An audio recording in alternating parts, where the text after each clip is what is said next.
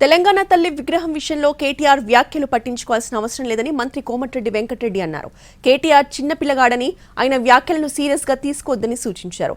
December 9న secretariat ముందు తెలంగాణ తల్లి విగ్రహం ప్రారంభమవుతుందని తెలిపారు. ఇందుకు సంబంధించి పనులు వేగంగా జరుగుతున్నాయన్నారు కోమటిరెడ్డి.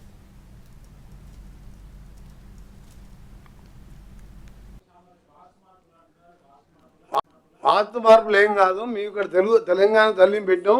దానికి సంబంధించి R&B శాఖ మంత్రి నేనే. డిసెంబర్ 9 రోజు 1,00,000 మంది ఇక్కడ వచ్చి తెలంగాణ తల్లి ఆవిష్కరించే విధంగా మంచి ఏర్పాట్లు మా డిపార్ట్మెంట్ వాళ్ళు చేస్తున్నారు. నేను కూడా రేపేళ్ళను ప్రత్యక్షంగా వరంగల్ పోయించిన తర్వాత తెలంగాణ తల్లి బ్రహ్మాండంగా చేస్తాం.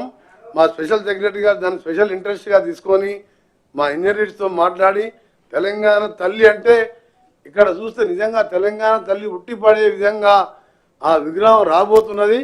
ఆ రోజు 1,00,000 మంది పైన సోనియా గాంధీ పుట్టిన తెలంగాణ ఇచ్చిన దేవత సోనియా గాంధీ పుట్టినరోజు గౌరవ ముఖ్యమంత్రి గారు విగ్రహావిష్కరణ చేస్తారు. దానికి సంబంధించిన ఏర్పాట్లు అన్నీ చురుగ్గా నడుస్తున్నాయి.